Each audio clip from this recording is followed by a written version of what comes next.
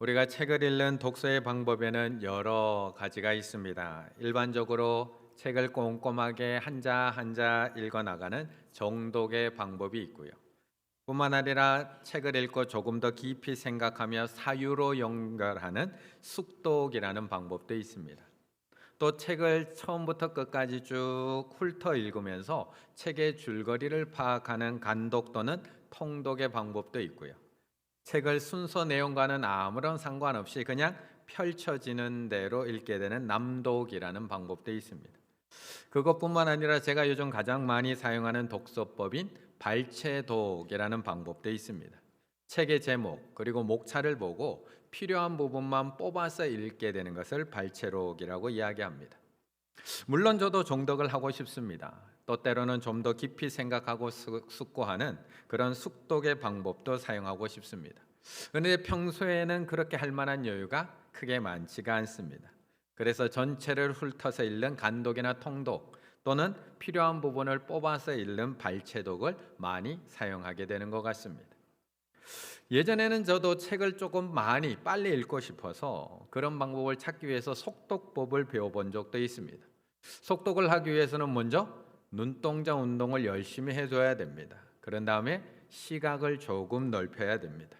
그리고 나서 한 줄 한 줄 읽는 것이 아니라 세 줄 읽기, 문단 읽기, 대각선 읽기, 손으로 밑줄 그어가며 읽기, 시작점과 끝점을 좁혀서 중간 부분만 읽기, 이런 많은 연습을 해야지 속독법을 익히게 됩니다. 그런데 그렇게 속독법을 익혀서 책을 빨리 읽어보면 분명히 분명히 빨리 읽긴 했는데 내용이 뭔지가 정확하게 기억 안 날 때가 참 많이 있습니다. 예전에 아카데미 상을 4번이나 수상했던 영화 감독 우디 알렌도 이 속독법을 배운 적이 있다고 합니다. 그리고 우디 알렌은 이 속독법을 배우고 나서 톨스토이의 전쟁과 평화라는 책 읽기에 도전하게 됩니다. 이 전쟁과 평화는 우리나라 번역본을 보게 되면 페이지가 2000페이지가 넘어가는 책입니다. 이 소설에 등장하는 인물만 해도 559명에 이르는 대작입니다. 우디 알렌은 이 책을 2시간 만에 독파할 수 있다라는 광고를 보고 속독법을 배우게 됩니다. 그리고 정말 이 속독법을 배우고 나서 2시간 만에 이 책을 다 읽게 됩니다. 그렇게 다 읽고 난 우디 알렌이 이렇게 이야기했다고 합니다. 그래서 그 책 내용이 뭐냐고? 러시아 사람에 대한 이야기인 것 같아. 500명이 넘는 그런 대작을 읽고 나서 결국 그가 하는 이야기, 러시아 사람들에 대한 이야기는 맞는 것 같아. 뿐이라면 되물을 수밖에 없습니다. 그렇게 그 책을 빨리 읽는 것이 무슨 의미가 있는 걸까? 책을 읽으면서 책 진도가 빨리 안 나간다고 우리는 초조해하기도 합니다. 그런데 이렇게 생각할 수 있습니다. 진도가 빠르냐 아니냐는 중요하지 않습니다. 그리고 좋은 책일수록 진도가 빠르게 나가지 않을 확률이 높습니다. 옆에 분과 인사 나누시겠습니다. 성경책이 제일 좋은 책입니다. 그래서 진도가 안 나가고 계시는지도 모르겠습니다. 그래서 여전히 창세기 우리는 늘 뭐든지 빨리빨리 하고 싶어 합니다. 책을 한 권 읽어도 빨리 읽고 싶고요. 공부를 해도 빨리 성적이 오르고 싶고요. 운동을 해도 시험을 준비해도 빨리 합격하고 싶고 직장을 다녀도 빨리 진급하고 다이어트를 해도 올 여름 안에 빨리 하고 싶습니다. 저라고 아닐까요? 저도 매주 하는 이 설교 준비 빨리 끝냈으면 좋겠습니다. 이번 주는 빨리 끝나겠지. 이번 주는 빨리 끝나겠지. 이번 주는 하나님께서 지혜 주셔서 빨리 써내려갈 수 있겠지. 그것이 우리들의 마음입니다. 그런데 우리도 인생을 살아보면 알지만 그게 쉽던가요? 그렇게 금방 풀리던가요? 늘 변수가 생깁니다. 장애물이 발생합니다. 문제가 생기고요. 바로 갈 일이 아니라 돌아갈 일들이 자꾸 생깁니다. 그럴 때면 우리의 마음은 늘 초조해지고 조급해지고 답답해지게 됩니다. 4절의 말씀을 같이 한번 읽겠습니다. 4절입니다. 백성이 호르산에서 출발하여 홍해 길을 따라 에돔 땅을 우회하려고 하였다가 길로 말미암아 백성의 마음이 상하니라. 아멘. 민수기 13장에서 가나안 땅을 정탐한 이후에 그 정탐꾼들이 부정적인 보고 악평을 함으로 인해서 이스라엘 백성들은 가나안 땅에 들어가지 못합니다. 그리고 무려 38년의 시간이 지난 오늘 이 신광야를 돌고 돌아서 유랑의 시간을 보내게 됩니다. 그리고 오늘 21장을 시작하면서 다시 그 자리, 다시 약속의 땅 앞에 서게 되었습니다. 이제는 들어가기만 하면 됩니다. 앞으로 나아가기만 하면 됩니다. 그런데 네겝에 거주하는 가나안 사람 아랏 왕의 공격을 받게 됩니다. 당시 아랏 왕은 이스라엘 백성들이 과거 가나안 땅을 정탐하러 올라갔던 그 정탐의 길로 올라온다라는 소식을 듣고 그들을 향해서 먼저 선제 공격을 하게 됩니다. 그리고 이 기습 공격으로 인해서 이스라엘 백성들 중에 몇 명이 그들에게 포로로 사로잡히게 되었던 겁니다. 아마 38년 전에 이스라엘 백성들 같았다면 이런 실패와 좌절 앞에서 또 두려워 떨면서 하나님 앞에 애굽으로 돌아가면 더 좋을 텐데 라고 이야기했을 것 같습니다. 그런데 38년 동안 광야에서 훈련을 받아서 그런지 이번에는 조금 다른 모습으로 하나님 앞에 나아갑니다. 그것이 2절입니다. 이스라엘이 여호와께 소원하여 이르되 주께서 만일 이 백성을 내 손에 넘기시면 내가 그들의 성읍을 다 멸하리이다 라고 담대히 나아갑니다. 그리고 하나님 앞에 이렇게 기도한 이후에 담대히 저들의 성읍에 올라가서 그들을 무찌르고 그 성읍을 다 진멸시켜 버립니다. 그래서 그 땅의 이름을 호르마, 전멸, 진멸이라고 부르게 되었다라고 오늘 본문에서 말씀합니다. 이스라엘 백성들 이제 얼마나 자신감이 넘칠까요? 얼마나 기세가 등등할까요? 이제 뭐든지 할 수 있을 것 같습니다. 이제 가나안 땅 그리 어려운 땅이 아닌 것 같습니다. 인생은 기세다 라는 말이 있는 것처럼 작은 성공을, 작은 승리를 경험한 이스라엘 백성들 이제 밀어붙이기만 하면 가나안 땅 정복 그렇게 어려울 것만 같지는 않습니다. 그런데 그렇게 승리를 거두고 전진해 가고 있는 이스라엘 백성들 앞에 또 다른 어려움이 찾아옵니다. 이제부터는 좀 좋은 길, 평탄한 길만 갈 것이라고 생각했는데 다시 그 발걸음을 돌리게 되는 일이 또 벌어지게 된 겁니다. 그것이 4절의 말씀입니다. 백성이 호르산에서 출발하여 홍해길을 따라 에돔 땅을 우회하려고 하였다가 길로 말미암아 백성의 마음이 상하니라. 길로 말미암아 백성의 마음이 상하니라. 이제 그냥 곧장 나아가기만 하면 가나안 땅입니다. 왕의 대로라고 하는 탄탄대로가 눈앞에 놓여 있습니다. 그런데 그 길로 나아가는 것을 에돔 왕이 바로 앞에 있는 20장에서 에돔 왕이 그 길을 내어주는 것을 허락하지 않습니다. 이제 한 걸음만 나아가면 내가 원하는 곳입니다. 바로 눈앞에 그 길이 놓여 있는데 그 길로 나아가지 못하고 다시 홍해의 길, 다시 광야의 길로 돌아가야 되는 상황이 벌어지게 된 겁니다. 사실 옛날 이야기, 남의 이야기 같이 들리니까 이렇게 편안한 표정으로 들으실 수 있지, 만약 이게 나의 상황이라면, 만약 이게 우리 가정의 이야기라면 지금 마음이 어떠실까요? 이제 고생 끝, 행복 시작이라고 생각하는 그 순간 다시 광야로 돌아가야 된다면, 이제 좀 살만하다고 생각하는 그 순간, 야 이제 좀 살만한데, 이제 좀 여유가 있는데 라고 생각하는 그 순간 다시 고생의 길로 돌아가야 된다면 우리 성도님들의 마음은 이렇게 평안하실 수 있을까요? 위라클이라고 하는 유튜브 채널을 운영하는 박이라는 형제가 있습니다. 배우 송지은 자매하고 결혼한 이후에 더 활발하게 유튜브 활동을 하고 있는 유튜버이자 지체 장애인입니다. 그런데 이 박유 형제가 처음부터 하반신 마비 지체 장애인은 아니었습니다. 2014년 5월 19일 외국계 의료회사에 인턴 사원으로 다니고 있던 이 박유 형제, 그의 바람은 뭐였을까? 정직원이 되는 것. 그런데 그렇게 기다리던 정직원 소식이 드디어 전해지게 됩니다. 얼마나 기뻤을까? 너무나 기쁜 날 축하 회식을 하게 되는데 못 마시는 술을 억지로 받아먹고 바람 쐬러 밖으로 나갔다가 건물과 건물 사이에 있는 틈으로 떨어지게 됩니다. 4층 높이에서 떨어지게 됩니다. 그 추락으로 목의 뼈는 완전히 부러지게 되고 당시에 본인은 정신을 잃고 병원으로 이송이 되었는데 눈을 떠보니 목 아래에는 단 손가락 하나도 움직일 수 없는 전신 마비가 되어버립니다. 그의 마음은 어땠을까요? 그의 마음, 지금까지 인턴 사원으로 근무하며 그렇게 열심히 하면서 정직원이 되고 싶었는데 이제 정직원이 되어서 직장 생활 좀 해보려고 하는 그때 손가락 하나 까딱 할 수 없는 전신마비가 된 그는 그의 마음은 어떠했을까요? 높은 뜻 승리교회를 담임하셨던 김동호 목사님, 교회가 크게 성장한 이후에 교회를 분립시키고 또 여러 개를 개척하게 됩니다. 이후에 2016년 김동호 목사님은 목회에서 완전히 은퇴하게 됩니다. 그동안 얼마나 수고가 많으셨을까요? 얼마나 힘드셨을까? 이제 은퇴하고 이제 쉴 만한 나이가 되었습니다. 이제 마음의 여유가 좀 생기고 이제 손주들 돌보며 재롱을 보며 이제 평안한 노후를 보내가 되었는데 3년이 지난 2019년 그때부터 매년 암이 하나씩 발견되기 시작을 합니다. 처음에는 폐암, 다음에는 전립선암, 그 다음에는 갑상선암. 연이은 항암 치료 때문에 몸무게는 58kg까지 빠지고 석 달 동안 4번을 절도합니다. 그때 목사님의 마음은 어땠을까요?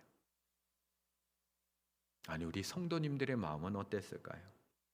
이제 고생 끝, 행복 시작이라고 생각하는 그 순간 다시 광야로 돌아가야 됩니다. 이제 좀 평안하게 살만하다고 생각하는 그 순간 다시 고생길로 돌아가야 됩니다. 그때 우리 성도님들의 마음은 상하지 않을까요? 그때 하나님께서 허락해 주신 이 고난 앞에서 마음이 아프지 않을까요? 하나님 앞에 섭섭하지 않으실까요? 왜 하필 나입니까? 왜 하나님 저한테 이러시는 겁니까? 하나님께 마음이 상해서 이 질문 나오지 않을까요? 오늘 본문의 이스라엘 백성은 딱 이런 순간입니다. 38년의 광야 생활 이제 끝날 줄 알았습니다. 드디어 그렇게 들어가고 싶어하던 약속의 땅이 눈앞에 있습니다. 이제 들어가기만 하면 됩니다. 전쟁에서도 승리했고 작은 족속이지만 그래도 가나안 족속을 진멸하기도 했습니다. 그 정도 힘도 가지고 있습니다. 그런데 그 길이 막혀버리고 다시 광야길, 홍해길로 돌아가야 합니다.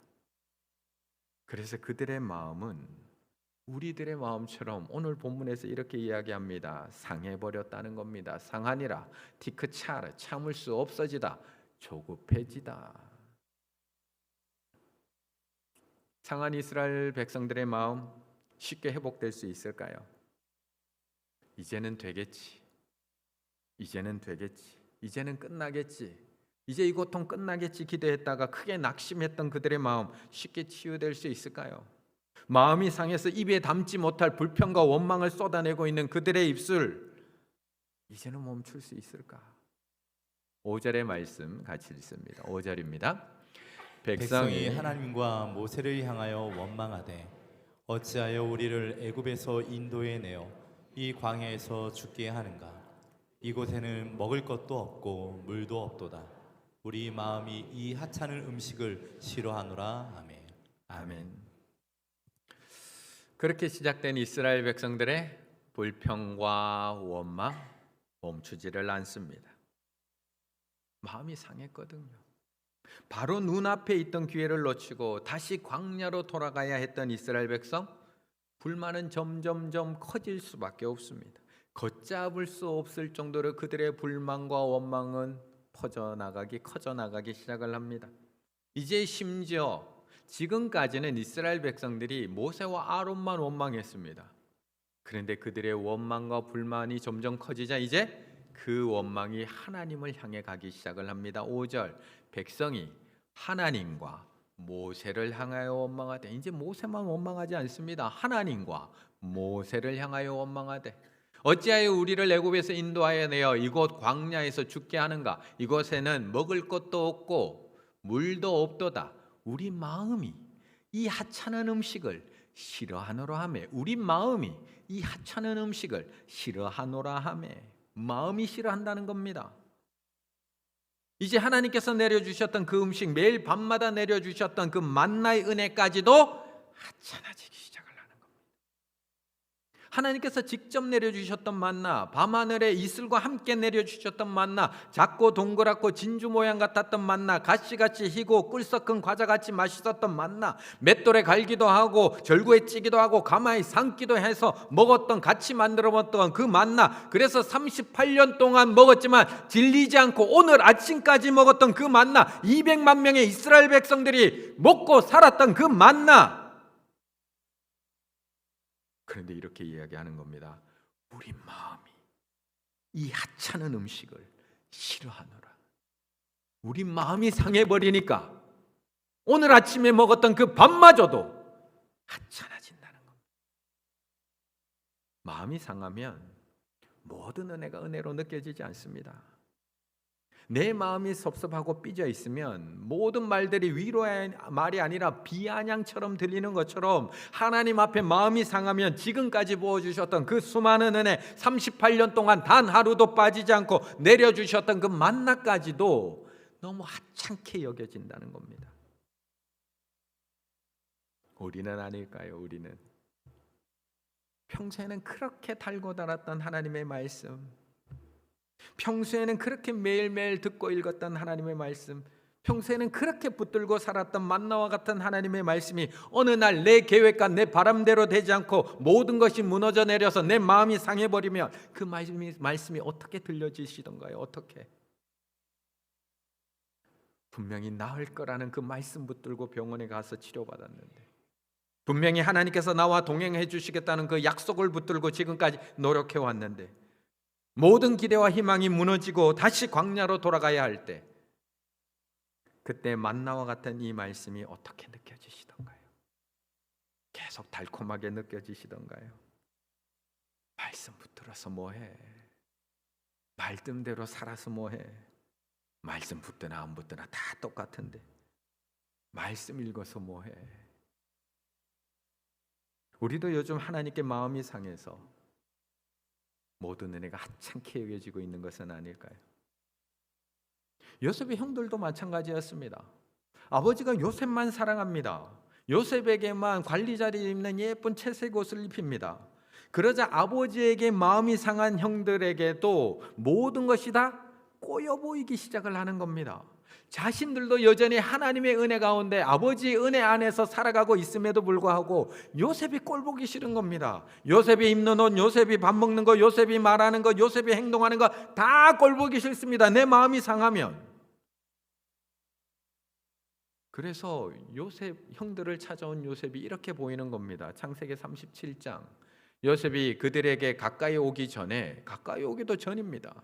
마음이 상하니까 그들이 요셉을 멀리서 보고 죽이기를 꾀하며 서로 이르되 꿈꾸는 자가 오는도다. 다 꼬여서 들립니다. 그 요셉의 꿈조차도. 자, 그를 죽여 한 구덩이에 던지고 우리가 말하기를 악한 짐승이 그를 잡아 먹었다 하자. 그의 꿈이 어떻게 되는지 또 꼬이는 겁니다. 우리가 볼 것이니라 하는지라.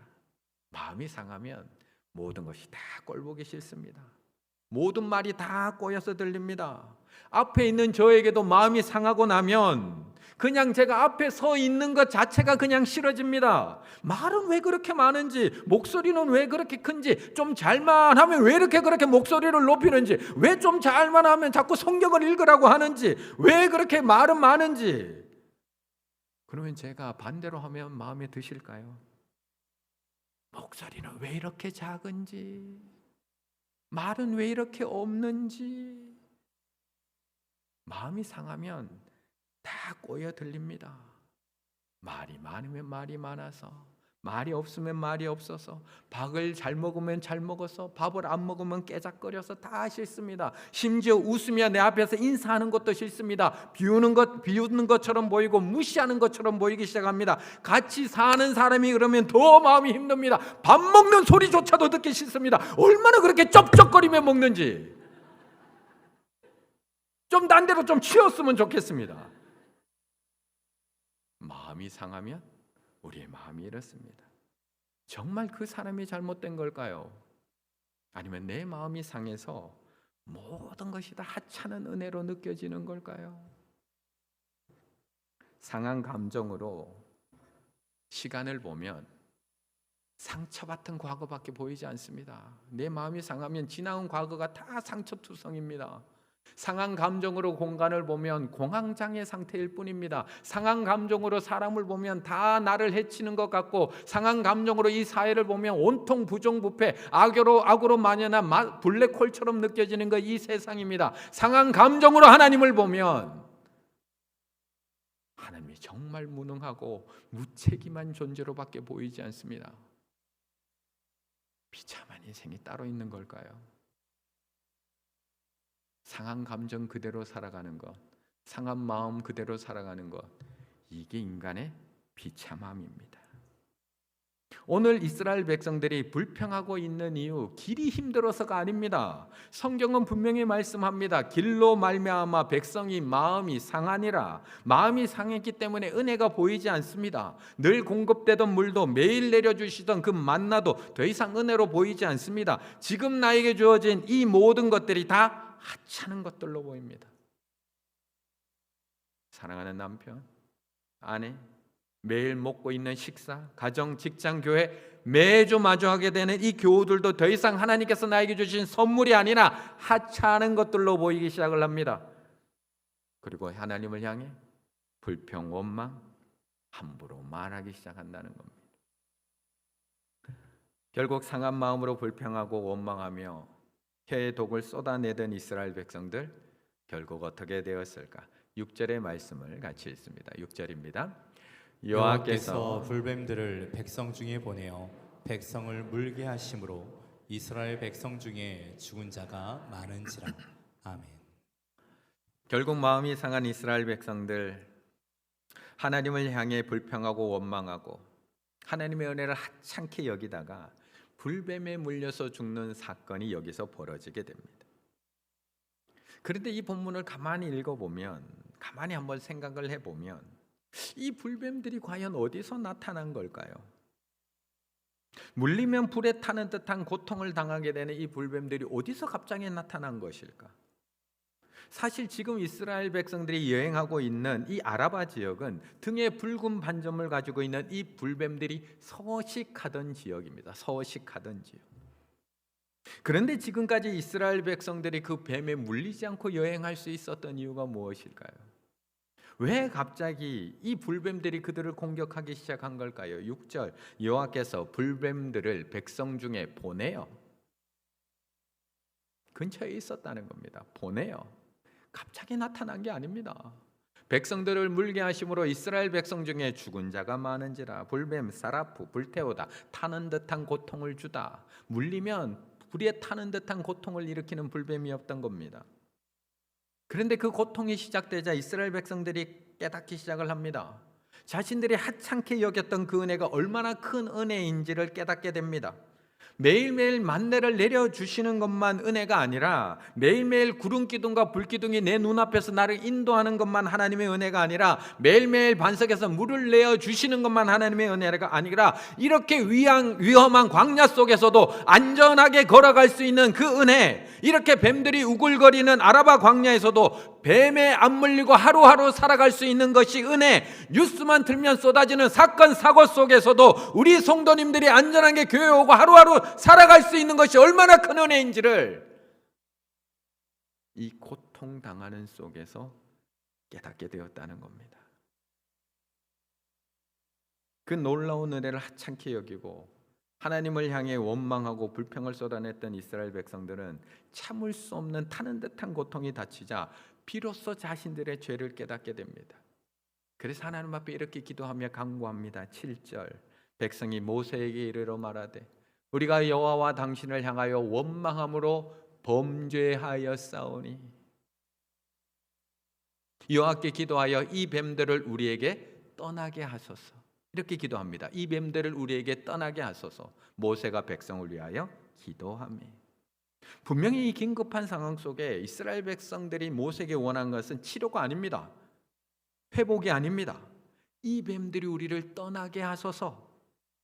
죽어가는 사람들은 어쩔 수 없고 지금부터라도 뱀으로부터 우리를 보호해달라고 기도하고 있는 겁니다. 이게 가장 빠른 방법이고 가장 확실한 방법이었기 때문에 이렇게 해달라고 간구합니다.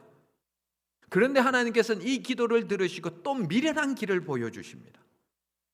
마치 이스라엘 백성들이 오늘 빠른 길로 가나안 땅에 갈 수 있었음에도 미련한 길로 돌려보내시는 것처럼 뱀에게 물린 이스라엘 백성들에게도 너무나 미련해 보이는 길을 보여주십니다.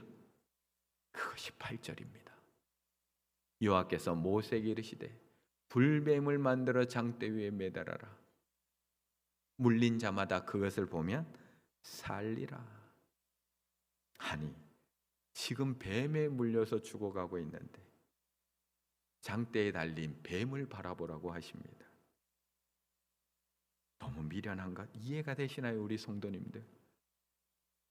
지금 불뱀에 물려서 타는 듯한 고통 중에 있는 사람들에게 두 번 다시 보고 싶지 않은 그 불뱀을 다시 바라보라고 하십니다. 이해가 되시나요? 이스라엘 백성들은 원래부터 뱀을 싫어합니다. 아담과 하와를 유혹해서 죄에 빠뜨렸던 뱀, 우리를 에덴에서 쫓겨나게 만들었던 뱀입니다. 본능적으로 쳐다보고 싶지도 않은 것이, 내가 그쪽 보고는 뭐도 안 하고 싶은 것이 뱀입니다. 거기다가 지금 그 불뱀에 물려서 죽어가고 있는데 그 불뱀을 바라보라고 하시는 것이 얼마나 미련해 보이는 길이고 방법인지 모릅니다. 그런데 하나님은 우리를 구원하시는 일에 있어서 늘 이렇게 미련한 길을 우리에게 보여주십니다. 일주일이면 들어갈 수 있는 가나안 땅을 40년 동안이나 돌고 돌아서 믿음의 백성이 되어 들어가게 하십니다. 꿈의 사람 요셉, 그는 바로 애굽의 총리가 되면 안 되는 걸까요? 하나님이 일하시면 바로 총리 될 수 있는 것 아닌가요? 우리가 원하는 대로 지름길로 애굽의 총리가 될 수도 있는데 왜 하나님은 13년의 기간을 돌려서 그를 하나님의 꿈을 이루는 사람으로 만들어 가시는 걸까요? 지금 이 민수기를 쓰고 있는 모세는 어떤가요? 그는 애굽의 왕자였습니다. 그는 갈대 상자에 담겨서 지름길로 바로의 왕자가 됐습니다. 지름길로. 그 위치에서 최대한 빠른 지름길로 이스라엘 백성들을 구원시키면 되는 것 아닌가요? 그런데 하나님은 미련한 길로 그를 또 인도하십니다.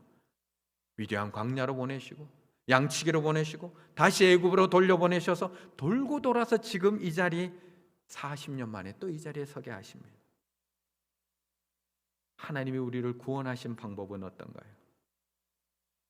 하나님께서 우리를 구원하신 방법, 빠르고 확실한 방법이었을까요?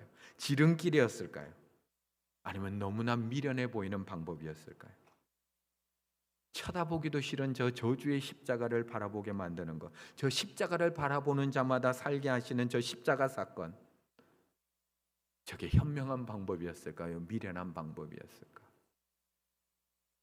그래서 요한복음 3장 14절부터 16절에서는 오늘 본문을 인용해서 예수님의 사건, 십자가 사건을 이렇게 이야기하는 겁니다. 모세가 광야에서 뱀을 든 것 같이 바로 오늘 본문의 사건을 가져와서 인자도 들려야 하리니 이는 그를 믿는 자마다 영생을 얻게 하려 하심이라. 그리고 나서 하시는 말씀이 우리가 가장 좋아하는 하나님이 세상을 이처럼 사랑하사 독생자를 주셨으니 이는 그를 믿는 자마다 멸망하지 않고 영생을 얻게 하려 하심이라 말씀하고 있는 겁니다.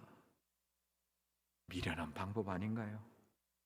너무 미련하지 않나요? 그래서 많은 사람들이 미련해 보이는 저 십자가를 바라보지 않습니다.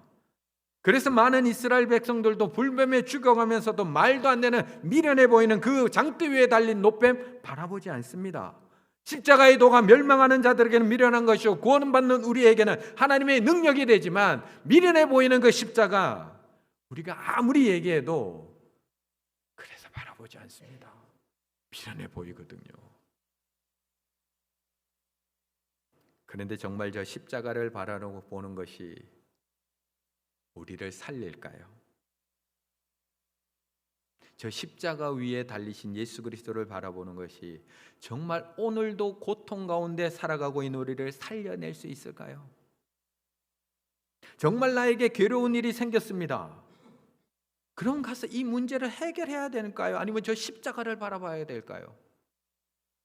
내 자녀에게 큰 문제가 생겼습니다. 그럼 부모로서 달려가서 이 문제를 해결해 줘야 될까요? 아니면 저 미련해 보이는 십자가를 바라봐야 될까요? 우리 가운데 다툼과 갈등이 생겼습니다. 그럼 빨리 가서 대화하고 중재하고 잘잘못을 따져서 이 문제, 이 복잡한 문제를 해결해야 될까요? 아니면 먼저 미련해 보이는 저 십자가를 바라봐야 할까요? 세상에서 시달리고 짓밟히고 자존심 상하고 모욕적인 일을 당하면 빨리 가서 고소하고 고발하고 법적인 문제로 이 문제를 해결해야 될까요? 아니면 나보다 더 시달리고 짓밟히고 조롱당하고 무시당하고 침배침당하고 저 저주의 십자가 위에 달리신 주님을 바라봐야 될까요? 그렇게 십자가 아래서 불뱀에 물려 죽어가고 있는 우리에게 하나님은 오늘도 미련한 길로 가라고 하십니다. 돌아가는 길, 아무도 바라보지 않는 저 십자가 위에 달리신 예수 그리스도를 바라보라고 말씀합니다. 그래서 우리도 이렇게 찬양합니다. 괴로울 때 그 괴로운 문제 해결하려고 달려가지 말고 주님의 얼굴을 보라고 합니다. 미련한 방법 아닌가? 이거보다 더 미련한 게 어딨나요? 달려가서 당장 해결해야죠. 세상에서 시달린 친구들아, 세상에 시달리고 짓밟히면 가서 나도 똑같이 갚아주고 짓밟아야 되는데 미련하게 저 십자가 위에 달리신 위로의 주님을 바라보라고 하십니다. 눈을 들라고 하십니다. 염려가 되면 그 염려의 문제를 해결해야 되는데, 슬프면 슬픔의 문제를 해결해야 되는데 저 십자가 위에 달리신 예수님을 바라보랍니다. 사랑의 주님이 안식 주신답니다. 너무나 미련한 방법 아닌가요?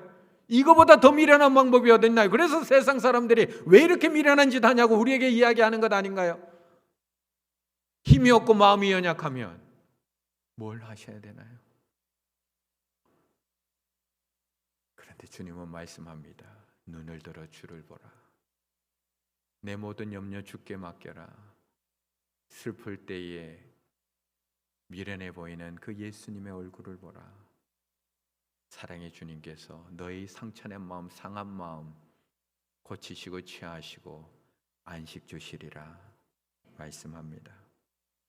괴로울 때 십자가의 주님을 바라보는 것 정말 미련한 것 같습니다. 내가 이러고 있어도 되나 싶기도 합니다. 세상에서 시달릴 때 십자가 위에 달리신 주님 바라보는 것 정말 어리석어 보이는 것 아닌가요? 그런데 그 미련한 길이 우리를 살리는 길인 줄로 믿습니다. 나의 어리석음을 인정하고 저 십자가에 달리신 주님을 바라보고 나에게는 아무 능력이 없음을 고백하고 저 십자가에 달리신 주님을 바라보고 이 길이 미련한 길이고 어리석은 길이고 남들은 안 가려고 하는 길이지만 이 길이 모든 사람을 살리고 또한 일으키는 길임을 믿고 저 십자가에 달리신 주님을 바라보심으로 주님의 얼굴에서 하나님의 위로와 평안과 치유함을 얻으실 수 있는 우리 충혈의 가족들 다 되시기를 간절히 바라겠습니다.